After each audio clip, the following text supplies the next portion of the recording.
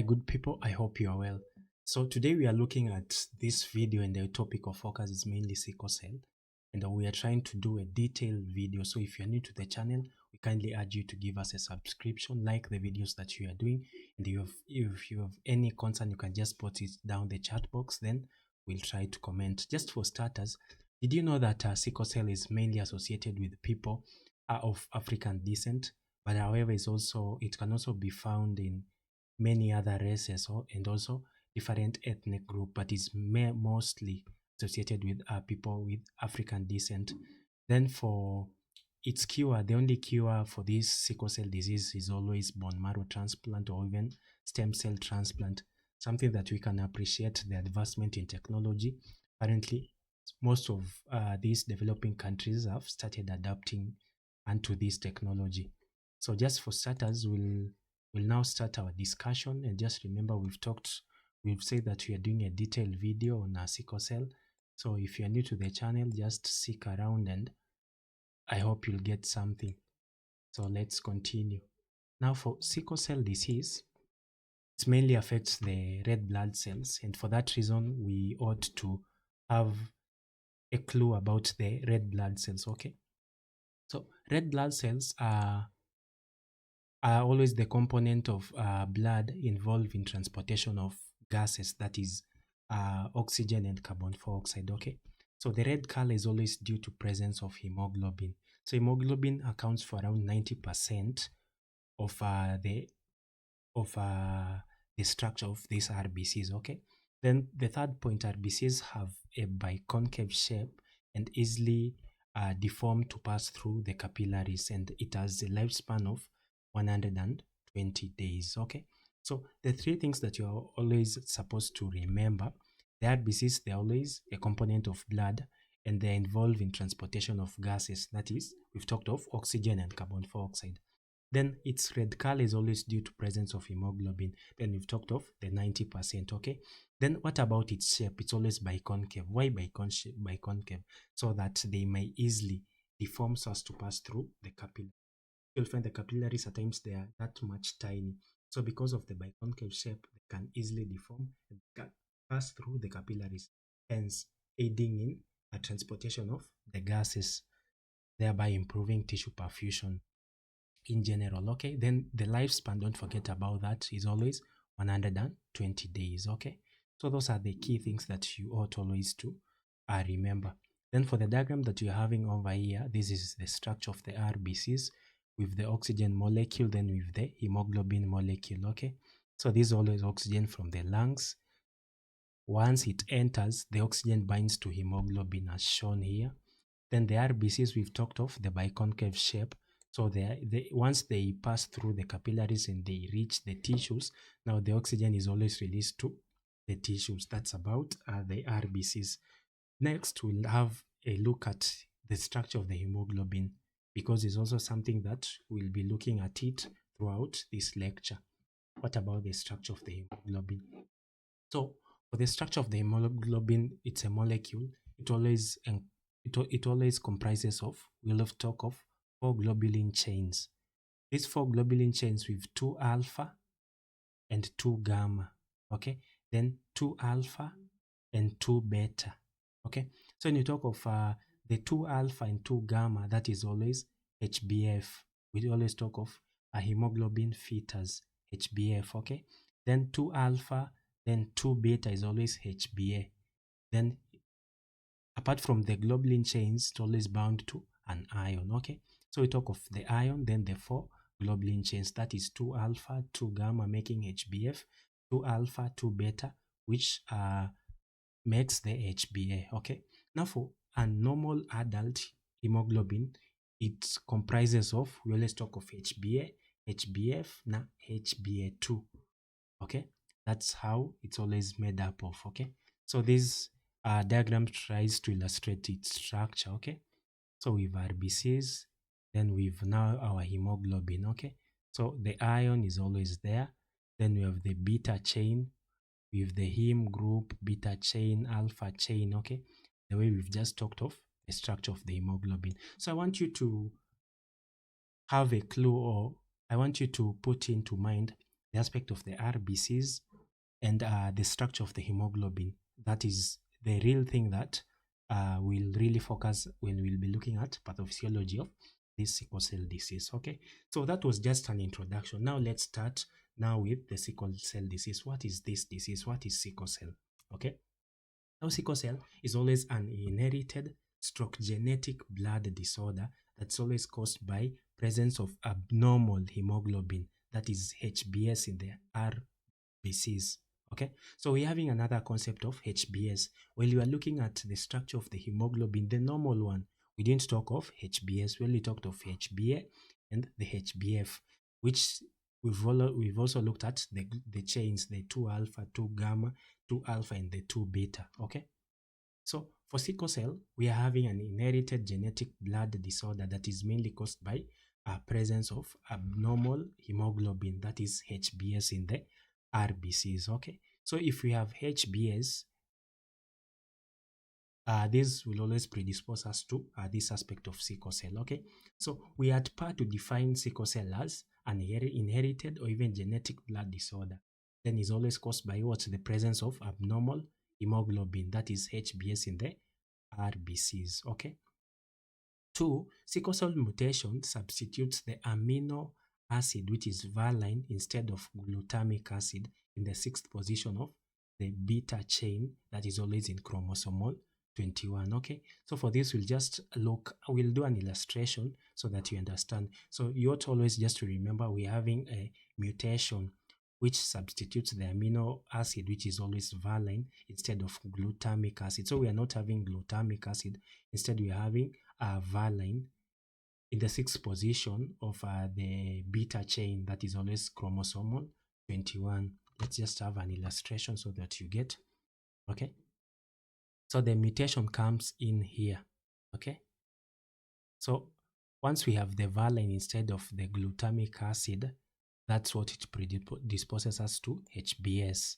Okay, and like in the normal gene, which we always have the valine, the way we've just talked, which always have the glutamic acid, not the valine, so we are having HbA. Okay, so in case we have now this, the point of mutation, in case the mutation happens at this point, then we always are at risk of developing HbS. That mutation just predisposes us to sickle cell disease. Okay, so if you try check, this is always the structure of a healthy RBC.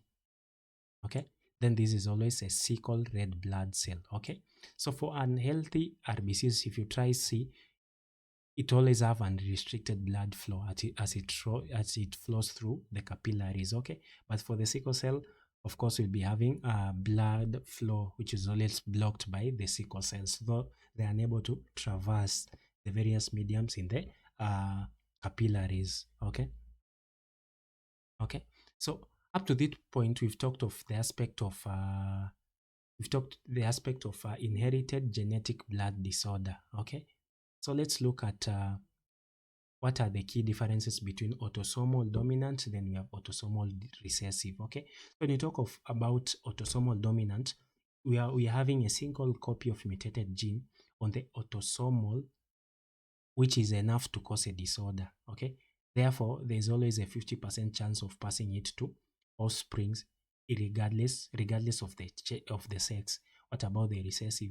This is always an inherited pattern which requires 2 copies of mutated gene, one from each parent for the condition to manifest.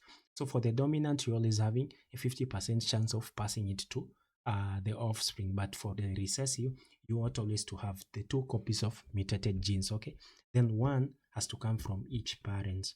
So the parents are obvious, they are always 2. So in case we are having one from this, then it was autosomal recessive. Then at this point, the child will always manifest with that condition. Let's do an illustration. Okay, so we've talked of inheritance. If the inheritance is autosomal recessive, okay, so if you try to see, these are our parents, then we're having our children. Okay, so you will find these are the 2 parents. So they give, this is the first child, this is the second child, the third child, and the 4th child. Let's just try read through. So we have inherited autosomal recessive. Autosomal recessive we have talked of inherited pattern which requires at least 2 copies. Okay, so it can skip generations through the gene, though the gene persists through generations. Okay, so when 2 persons with the trait conceive, there's always a 25% chance that each child will have sickle cell disease. Okay, so you try see this parent has the autosomal recessive, then he marries to a mother with a autosomal recessive gene. Okay, so this is the father, this is the mom, so these are the children. So we'll see probably the first child will receive the normal ones, hemoglobin AA. So the boy or the girl will have the normal hemoglobin. Then another child will also receive probably A from this, S from the mother. So at this point, they will be having that trait. So we'll talk of autosomal recessive. The other one, autosomal, also recessive. But this one, probably she might find she gets the S and the S.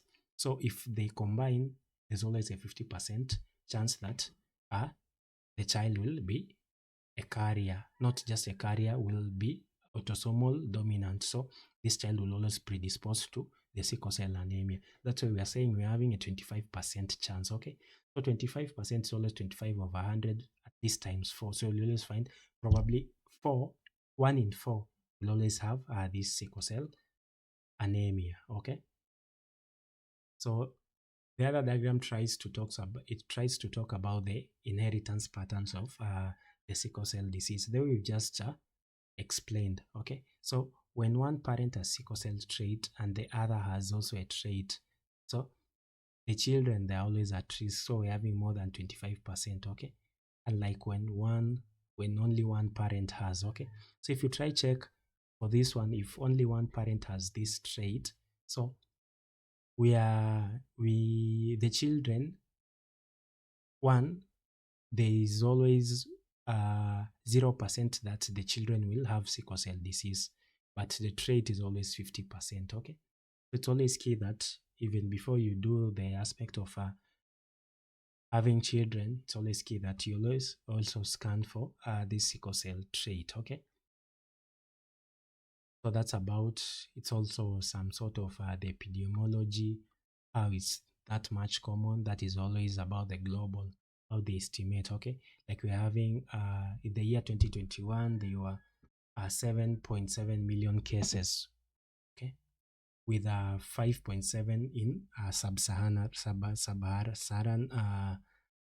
region. Okay, so that's about some sort of estimate, how they try to estimate. So if you try check with this diagram, you'll see that most of these Sub-Saharan countries, they're always at risk. Okay, of this trait. Okay, let's look at the Kenyan epidemiology. So in Kenya, approximately 14,000 are born with sickle cell disease each year. Okay, so there was a study that was done in Kisumu. So we had a birth prevalence of 3.2 with sickle cell disease and 13.9 with sickle cell trait. Okay, then the hemotype validation study done in Homa Bay. Okay, so we had cases of sickle cell disease 7.1 with the trait 23. Okay, then so we're having significant morbidity and also mortality. Okay, so these both in children and also adults. Okay, so sickle cell burden follows malaria endemic patterns in Kenya. Okay, with higher burden region 17 counties, that is always those in Western and Lake region, 12 countries, and the coastal, that is always 5 countries, not forgetting also Nairobi. Okay, so that diagram tries to illustrate. So if you try check, we're having higher burden regions, always the Western, Lake region, and the coastal. Okay, they're always at risk. Okay, so up to that point, we are done with the introduction of sickle cell. The next thing that you are going to look at, we are looking at the pathophysiology. And for that, can we just take a break, then we continue with our presentation? You can just sip your water, then we'll be back. Thanks.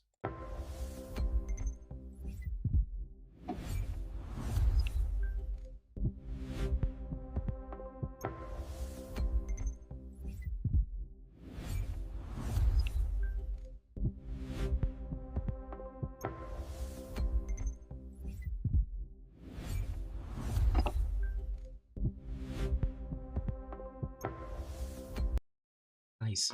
So let's roll it down and do the pathophysiology. So for sickle cell, you ought to know the aspect of polymerization. So for we to have the HBS, which forms polymers only under we talk of the deoxy conditions, resulting in decreased solubility and increased viscosity and polymer formation, hence the aspect of sickling. So it's pathophysiology, you always ought to talk of the polymerization, okay? So we ought to have the crystalline rods pulls into sickle cell shape, then gel-like substances with HB crystals, which are adds to as TACO is always formed. Then we're having chronic pro-inflammatory environment with increased inflammatory markers. Okay, so you always ought to remember the aspect of polymerization. Next, we always have the vaso-occlusion. How does vaso-occlusion occurs? So it occurs due to recurrent sickling, which always leads to membrane damage. So apparently between 5 to around 50% of RBCs, they become permanent, so they permanently remain sickled. Okay, so when the RBCs sickle, they always gain more sodium and they lose potassium, hence you're having increased membrane permeability to the aspect of calcium. Okay, then next you always have the endothelial activation by sickled RBCs, which recruits more leukocytes and also activates neutrophils, monocytes, and the natural killer cells. Okay, so the above cell always aggregates of RBCs, leukocytes, platelets, and they always cause clogging in the blood vessels.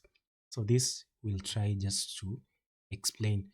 One, we've talked of the polymerization. So if it occurs, so we're having the aspect of decreased solubility, increased viscosity, and the polymer formation. Hence, we'll be having the sickling. So if sickling occurs, we always at risk of the vaso-occlusion. And we've talked of around 5 to around 50%. So that is nearly half of the total RBCs. They become permanently sickled, okay? And when these RBCs, they sickle, they always gain the sodium, then they lose potassium. So we're having increased membrane permeability to calcium. So they absorb more calcium, okay? So when all this happens, you're always having clogging blood vessels. So this diagram tries to explain. We have the recurrent sickling.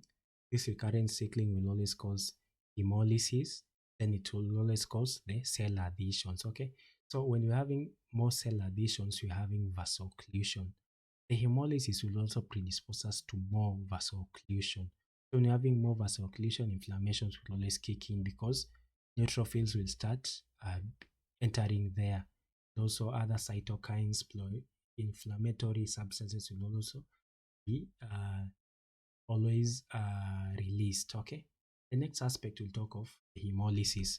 So the sickle cell, they always hemolyze in the intravascular space and also extravascular as they are phagocyted by the macrophages in the spleen. So the hemolysis results in anemia and increased in bilirubin levels, and this will always cause jaundice. So if you're asked about jaundice with sickle cell, you can explain. We've talked of sickle cell cells, they always hemolyze in the intravascular space. Okay, so then the hemolysis will always result in anemia. Okay, so it results in anemia. We're also having increase in bilirubin levels, and this is always caused jaundice. Okay, next, hemolysis and subsequent increased turnover of RBCs may increase the demand for folate, causing folate deficiency. Up to this point, this is also a reason as to why we ought always to supplement them with the folic acid. Okay, because the hemolysis and the subsequent increase in turnover, the RBCs will always increase the demand for folate, hence causing folate deficiency. Okay. Another thing about hemolysis, so in various ways we are having hemolysis as a result of nitric oxide depletion.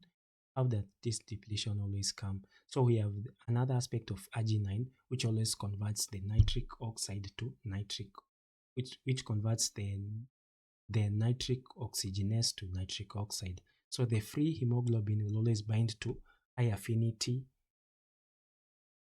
will always bind with a high affinity to the nitric oxide, okay? So the nitric oxide will always relax smooth muscles, hence causing vasodilation, okay? So when the nitric oxide becomes depleted, we're having increased vasoconstriction, that is 1. 2, we're having increased platelet activation, that is 2. Then 3, we're having aggregation in cell adhesions.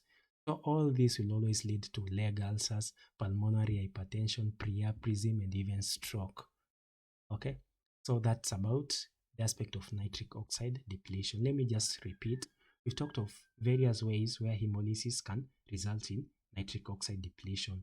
1, we've talked of the arginine, which converts the nitric oxygenase to nitric oxide. Okay. 2, we're having free hemoglobin, which binds to the high affinity nitric oxide. Okay.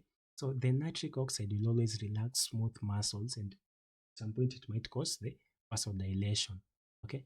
So when you are having a depletion in the nitric oxide, you're always at risk of increased vasoconstriction, the vessels constrict, increased platelet activation, aggregation, and you're having adhesion. So all this will always predispose 1 to leg ulcers. 2, we talk of pulmonary hypertension. 3, we talk of priapism, which is more common with also sickle cell. So at the end of our lecture, as we'll be going towards the end, we'll also talk of priapism. What is it? How does it come about, and how we manage? And finally, stroke. Okay, so that was the aspect of nitric acid depletion. Okay, just a summary of its pathophysiology, make things more simple. Okay, so we're having the aspect of sickling, the RBC sickling. We've talked of polymerization. Okay, so we're having hemolysis, free hemoglobin into the systemic, which causes systemic inflammation. The same sickling will always predispose us to vascular stasis.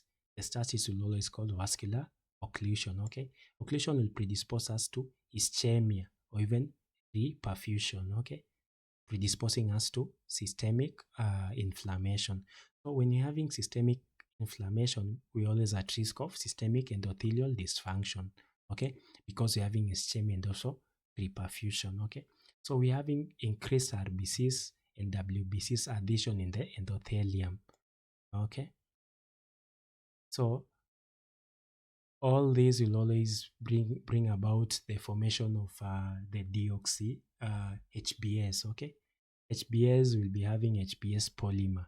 So when you're having polymer, it means the RBCs will start also to sickling, and the cycle will always repeat itself. So this is always the vicious cycle of sickle cell disease. That's how it progresses. Okay, so the diagram tries to explain the aspect of the hemolysis and the endothelial dysfunction that we've just talked of.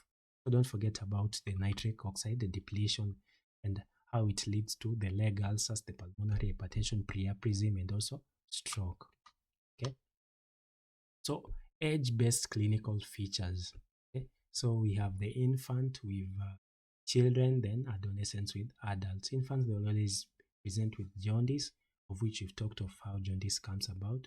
They'll always talk with, they'll always also present with hand-foot syndrome, which is called that term. Okay, so it affects around 45% of children by 2 years of age. Okay, then fever, because we're having infection, so we're having bacterial septicemia, anemia is there, acute splenic secretization, and also acute chest syndrome, which is ACS. In children, they always present with pain because of the acute vaso-occlusive crisis. Okay, 2, they'll present with anemia. We've talked of how anemia comes about, jaundice, fever, infection, splenic secretization, acute chest syndrome, stroke, ischemia, poor nutritional status, poor academic performance, and also delayed puberty.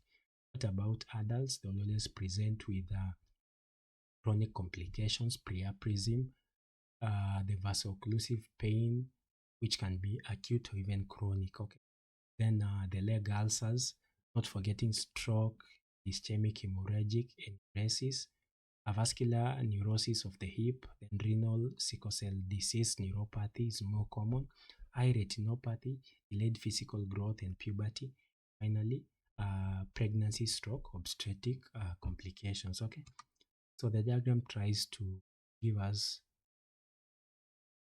just an overview about this disease.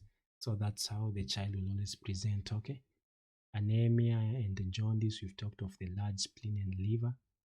Then the bone pain is more common, okay? You try check, they have swollen, tender hands and feet, okay? Among other things. This is how an adult will always present. Like ulcer, we've explained about the nitric oxide depletion, okay?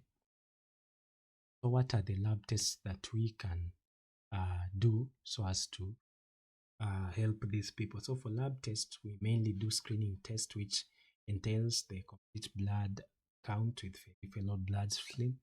We also do solubility test. We do the isoelectric focusing and also point of care test, which is more common. What about the confirmatory test for this disease? It's always electrophoresis and high performance liquid chromatography, okay, because it tends to have better sensitivity in differentiating the different hemoglobin variant and also electrophoresis. Then you can also do genetic testing, okay.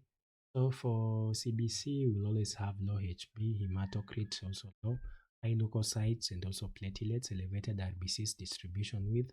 Then we always have normal to high, the MCV, okay, mean corpuscular volume. What about peripheral blood film? We ought always to have the anisopocholestosis, which is mainly termed as variable size and shape of RBCs. Then to some point, we may also see the sickle-shaped cells, okay? What about the point of care test? Is always sickle cell scan and also the type. Okay, it's also a test that we ought always to do. So up to that point, the next thing we'll look at how do we manage this sickle cell. And can we just take a break? Then we also continue. You can just sip your water. The lecture is a little bit longer, but we are covering more things. So just sip some water, then continue.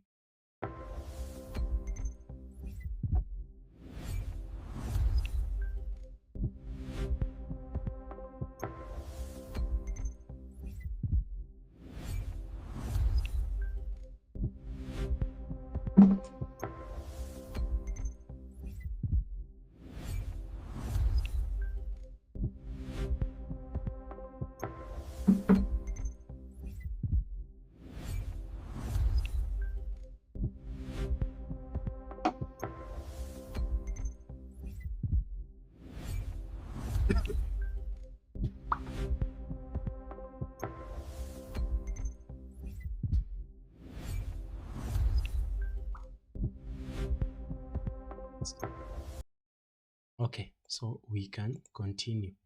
So for the management, you always ought to manage how they present, okay?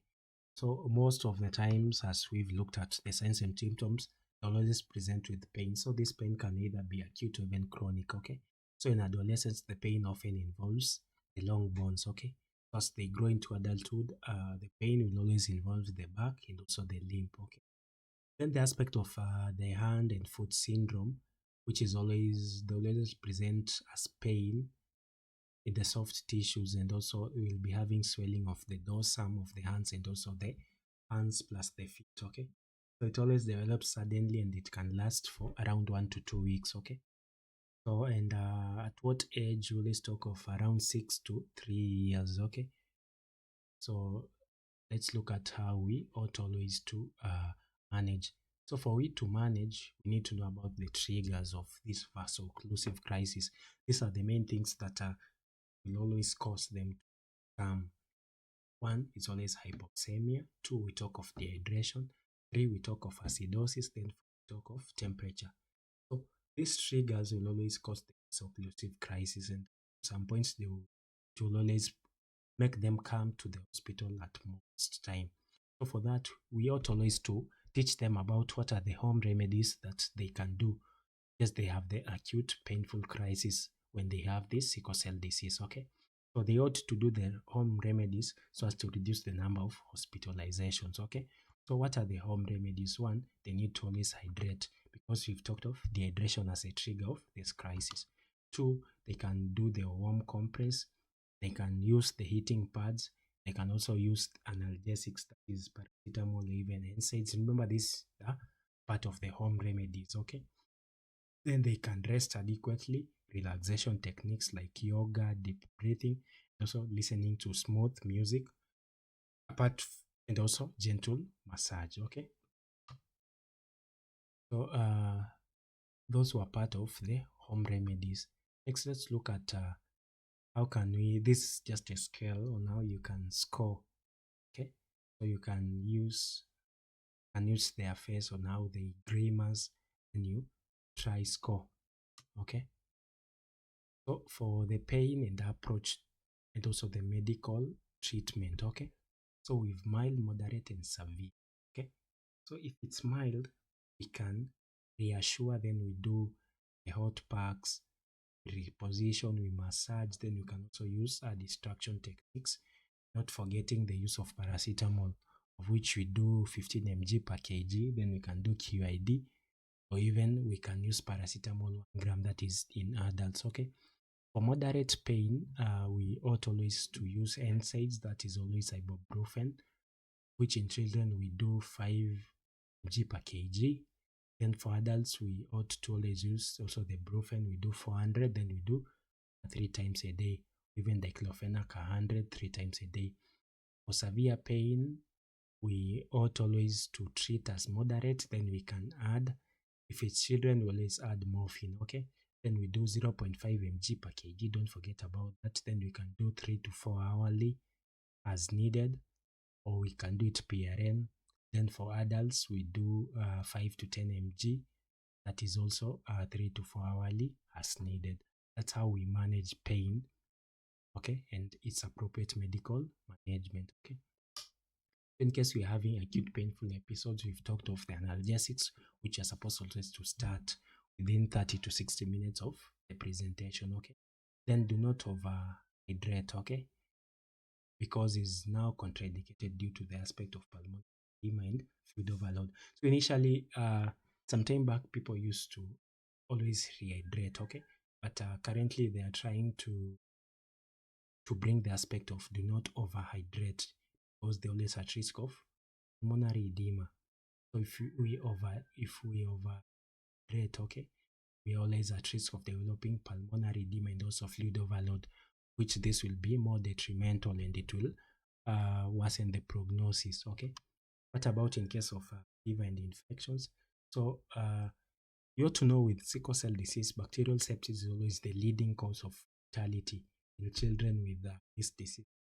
So parents, they're always supposed to be advertised always to seek help or care whenever their child has fever, okay. So in case of any infections, we always do the third generation cephalosporins. An example is like ceftriaxone, okay. Then you can also add a macrolide. For an example, it's azithromycin, so as to cover the atypical bacteria, the acute chest syndrome, or even pneumonia, okay. Then ensure appropriate supportive care, where we also give antibiotics, of course, they'll be presenting with fever. Then IV fluids, oxygenation, and also transfusion, depending on how the client has presented. What about the criteria for admissions for these people with sickle cell disease? Okay, so we mainly look at the reasons to admit to hospital. 1, ill, appearing on exam. 2, if is less than 6 months old. If lab shows a plastic crisis of aplastic anemia. If there is a concern of acute chest syndrome, then other concerning findings as indicated below, okay. Like for clinical concerns, let's talk of they are unable to tolerate anything per orally, so they cannot feed orally. 2, like temperatures, if they're more than 40 degrees. 3, we can also look at the aspect of poor respiratory status. Then probably you're having a concern for meningitis. Probably you did the Brodinski or even the Higgs test. Apart from that, probably it's a child and the mother has come. They are having high-pitched cry. If you try check the eyes, they have sunset eyes, or even they're having bulging fontanelles, or they cannot even open their eyes to. So you're having concern for meningitis. That is also part of clinical concern, okay, which falls under the criteria for admission. Then you can also look at other things like tachycardia, hypotension, even hypoxia. What about lab tests? If our hemoglobin is less than 30, then RBCs, WBCs are more than 50,000. Okay. What about social concerns? Recent history of sepsis, unable to contact family by phone, previous unreliable medication, distant from. So all these are always criteria for admission. Okay. What about sickle cell in sickle cell disease? Sorry, anemia in sickle cell disease. Okay. So anemia, acute anemia is always defined in case you're having a drop of 2 grams per deciliter or more from the baseline HB. Okay. Then aplastic anemia always occurs due to a cessation stroke decrease in erythropoiesis. Okay. It's mainly associated with parvovirus, that is B9 infection. Other bacterial agents have been implicated. We talk of streptococcus, pneumonia, and E. coli. Okay. Then patients usually have reticulocytopenia. Okay. Next, what about sequestration crisis? This is always commonly and it involves the spleen and sometimes even the liver. Okay. So when you're having splenic sequestrations, always sudden enlargement of the spleen. Okay, with a drop of hemoglobin more than 2 grams per deciliter. And then it usually develops without any warning signs. Okay, that's about this crisis. Now, how do we manage the crisis? We need always to do investigations. So we ought always to find low hemoglobin, low platelets, reticulocytosis. So we always ought to start IV fluids, which is always done promptly. In case we're having hypovolemic shock, then you ought always to transfuse the patient if they are stable. Okay. Then generally you always ought to aim for hemoglobin not more than 8. Okay. Because the sequestrated cells may get released into circulation and may lead to overload or even high viscosity. Then for part of management for this crisis, always look for reoccurrences. Okay. Where families should always be taught how to check for splenomegaly. Then for those with repeated episodes, okay, so you always ought to plan for a splenectomy. Okay. Then you can also give the pneumococcal and meningococcal vaccine 4 weeks apart before splenectomy. Okay, because these are always encapsulated viruses. Okay, bacteria. Okay, then it's not a virus, bacteria. Okay, then the risk for bacteremia or death does not increase after the splenectomy. Then you need also to give lifelong penicillin V post splenectomy. So those are the key things that you always ought to consider. Next, what about transfusion in sickle cell disease? So what are the benefits of leukoreduction, which is always reduced risk in CMV and HLA, so immunization, low incidence of febrile non-hemolytic reactions. So the indications for transfusion therapy in sickle cell disease, we ought always to look at acute, episodic, or even long-term management.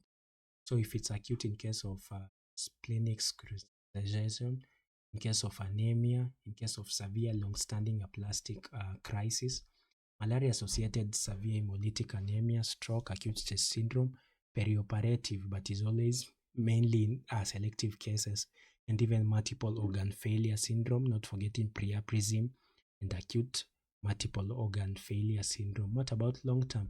Because we want to do a prophylaxis against recurrent stroke. Another thing that you ought always to do, transfusion therapy, prevention of first episode of stroke in high-risk pediatric patients, issues with heart failure, chronic pulmonary hypertension, chronic pain in hydroxyurea non-responders. Okay. Then previous splenic sequestration in children aged less than 3 years of age. Okay. Then short-term pregnancy, short-term program in case of issues like pregnancy. So you always ought to transfuse immediately if symptomatic or even HB is less than 5. Okay. Where we give whole blood. At this point, we do 20 mils per kg. If it's whole blood, then when it's packed RBCs, we do 10 mils per kg.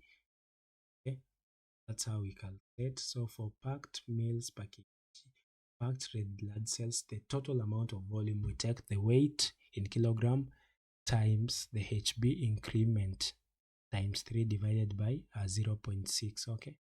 So you always ought to know if we do 10 mils per kg, it always gives us an increment of 2 grams per deciliter, okay? Then for adults, we do 1 unit of whole blood group, or even packed red blood cells can increase HB by 1 grams per deciliter. So a pint is always 1 in adult, and hematocrit by around 3%. Okay. Up to that point, we've looked at some of the things. So let's look at what are the things that are always associated with this sickle cell disease, which entails the acute chest syndrome. We'll talk of stroke, also talk of Priapism and how we manage. Then finally, we'll do the comprehensive care plan, sickle cell disease, where we do the newborn screening, we do the prophylaxis, and how we give the drugs, okay? So can we just take a break, then we start on acute chest syndrome, look at stroke, other things. You can just pause and just sip some water, then we continue with our lecture.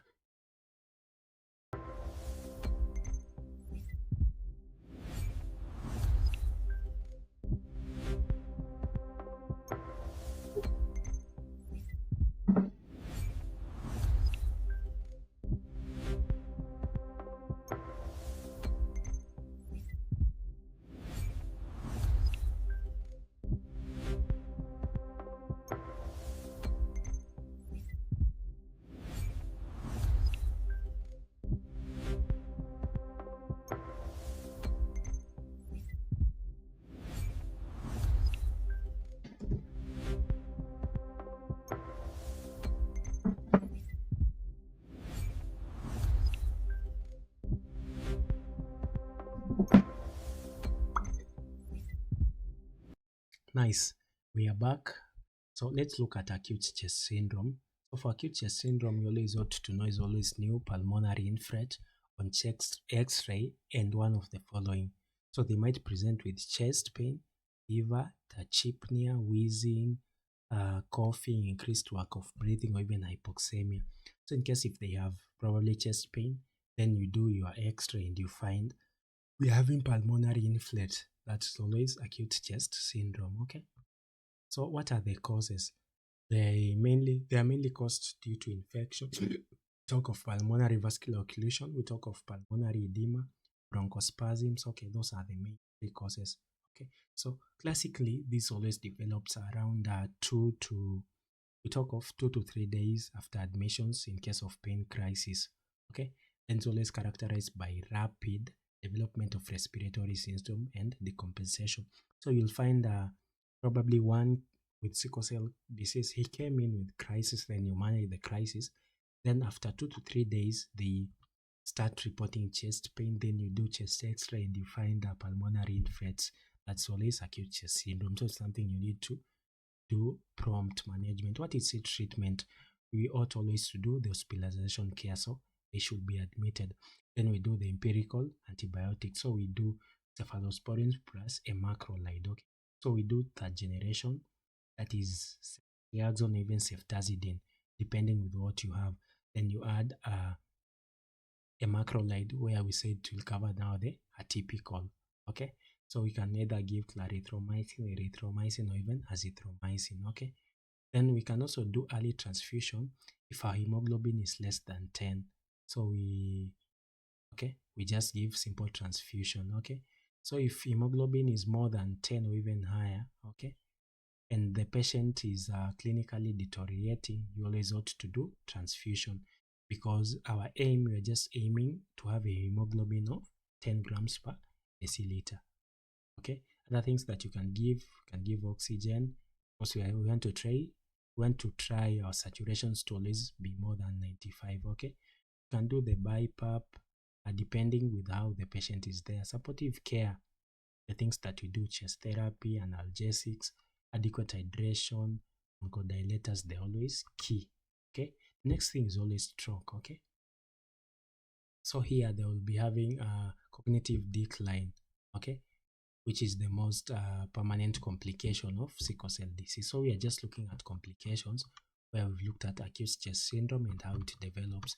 Next, we've talked about stroke, where they will be having a cognitive decline, and this is the most permanent complication of sickle cell disease, okay? So high risk of stroke, okay, so we're having around 20% of patients, they're always at risk of developing this stroke by around age 40, okay? So permanent neurological injury is most often caused by the silent cerebral infarct, okay? So for we to come up with the proper diagnosis, we ought to do an MRI, okay? That's how the distribution of stroke by age in people with sickle cell disease, okay? What are the risk factors in case they're having baseline low HB, okay? Then prior transient ischemic attack, that's always TIA. Then may occur during or even after another medical event, okay? So these events, we mainly check the events that always limit oxygen delivery to the brain. In case of ACS, that is always acute chest syndrome, anemia, fever, some point, then high blood pressures, then elevated transcranial Doppler ultrasound will always show blood flow velocity, okay?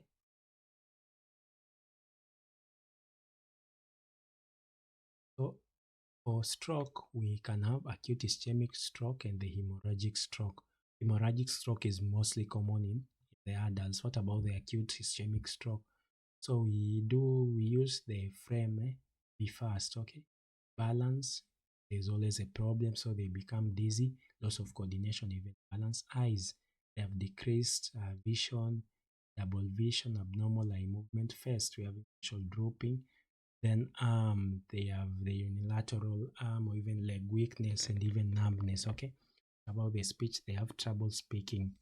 And time, you ought always to record the time. Okay, that's about acute chest, acute ischemic stroke. Those are the symptoms. It's about hemorrhagic. Hemorrhagic stroke, we mainly look at, they will be having hypertension, increased ICP, then they'll always present with that this is the worst headache of my life, okay? So we ought always to do CT scan with no contrast, okay? It's about the treatment. So there's always little evidence for the management of adults, okay? So we always ought to do the neurosurgical prevention, then we control the aspect of hypertension at this point, okay? So the real goal of management of sickle cell, of stroke in sickle cell, we always ought to rapidly reduce the HBS so as to restore the normal cerebral perfusion and even oxygen delivery to the brain. So the best way for it to achieve, we ought to do the RBCs exchange, okay? Where we do transfusion, that's always key, okay? Then we can also do the TPA, okay, to some point, but the key thing we always do is always the red blood cell exchange. So we consider a simple transfusion. Okay, what about secondary stroke prevention? So we ought to do regular blood transfusion therapy. Then we use Hydroxyurea for secondary stroke prevention. Next, let's look at Priapism. What is Priapism? This is always sustained, unwanted, painful erection. You asked about Priapism, that's why we find sustained, unwanted, painful erection. So it occurs around in 35% of male with sickle cell disease, but it can occur at any age. What about its pathophysiology? So in case for low flow priapism stroke ischemia priapism, we always have a problem in failure with the venous blood flow, which leads to we talk of, let me just use vein, cavernous engorgement. Okay, then we're having decreased arterial blood flow to the venous pressure. It occurs due to interplay between the nitric oxide deprivation and the phosphodiesterase 5, that is PDE5 down regulation, okay, which is always the critical regulator of penile vascular hemostasis. So repeated episodes lead to cavernous fibrosis, and also erectile dysfunction.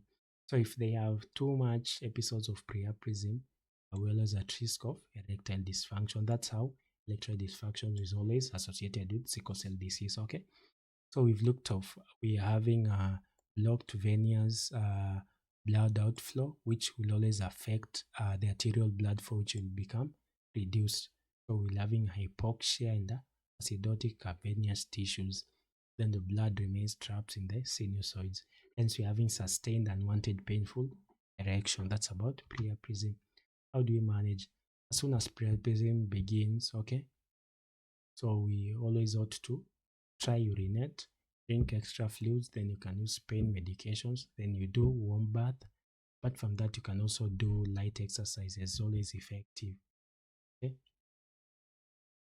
So, and how can you try to prevent now this priapism? This mainly mild, okay? You always ought to urinate before bed, then warm bedroom temperature. You can also use extra blankets. Okay, so there are no clear evidence-based guidelines. Okay, so how we just do, we ought always to do the IV fluids for hydration, analgesics, then RBCs transfusion. We do that. Medications we can use sildenafil. We can use the pseudoephedrine, which we do around 30 to 60 mg at bedtime. The other drugs, okay. So we can also do chronic transfusion. We want to attempt the aspect of prophylaxis, okay. It's about surgical interventions. We can do penile aspiration. 2, we can do intravesical injections with alpha-adrenergic agent. Then we can also do surgical shunt procedures, okay. So if not already started, we ought always to put them on hydroxyurea. We want to reduce the HPS which are causing this thing, okay. So let's look at the comprehensive care plan for sickle cell. It's comprehensive. We ought always to do newborn screening, prophylactic penicillin prophylaxis, health education, nutritional support, psychological, malaria, infection prevention. We ought always to do screening for chronic organ damage, hydroxyurea, urine use, then management of acute complications, not forgetting immunization practices, okay. 1, newborn screening. We ought to do that, okay. That's always point of care screening test. So we do the isoelectric focusing. Then we can also do high performance liquid chromatography. What are the benefits of doing the early diagnosis, which is part of newborn screening? So it helps us to start early initiation of infection prophylaxis, stroke even immunization, reduction of mortality and morbidity, because now we'll be having the right numbers, then parental education and also genetic counseling, so as to help the upcoming generation. 2, we've talked of health education to families. We mainly focus on genetics, that is inheritance of the disease. 2, we do need for prophylactic penicillin and other vaccination. Splenic palpation, okay. Then we also educate them on adherence to clinics and even medications, okay. Then possible treatment options, that's always hydroxyurea. Talked of blood transfusion as even a prophylactic way, okay. And stem cell transplant.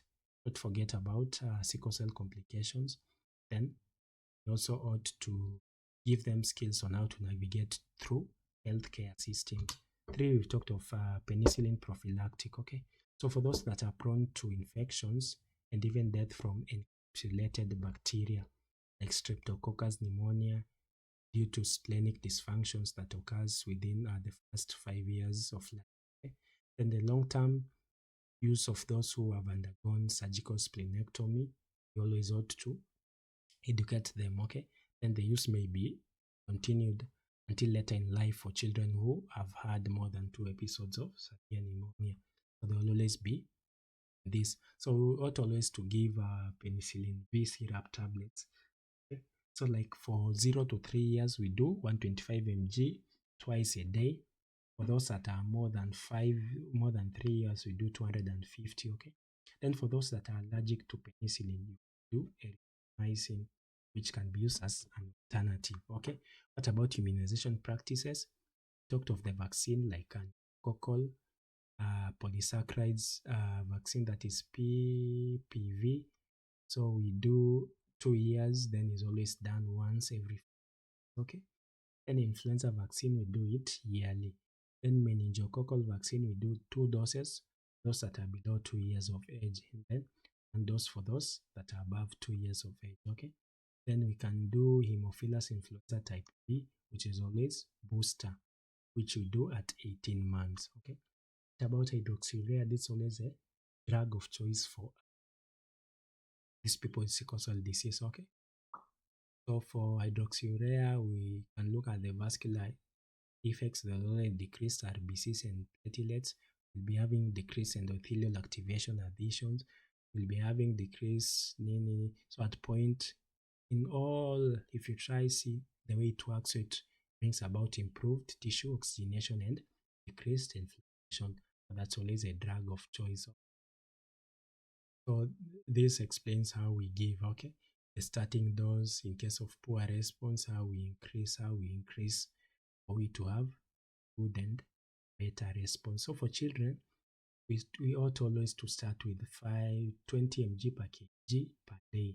And adults, we do 15 mg per kg per day. For those with chronic kidney disease, we do 5 to 10. We don't go past 10. In case we're having poor response, we can reach the dose. Then we try increase the dose, okay, while we are monitoring. What about malaria infection prevention? So it's always relatively protective. So for the trait, for those with the trait, they're always relatively protected against malaria. Okay. So possible mechanism like for Plasmodium falciparum, the infected RBC cells, they preferably and removed by the macrophages. Okay.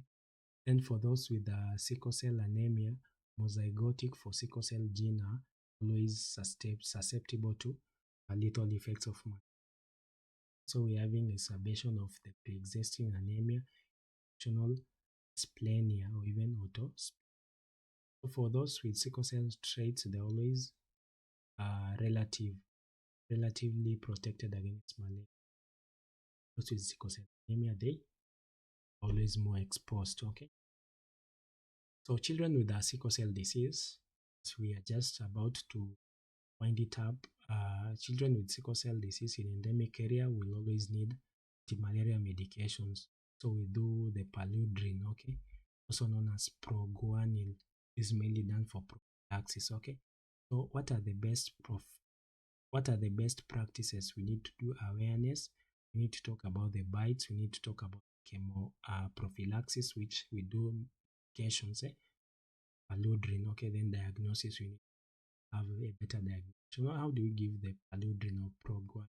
So for children under age 1, we do 25 mg daily. Around 4 years, we do 50. To around 8 years, we do the 100. Then up to 14 years, we do 150. Okay.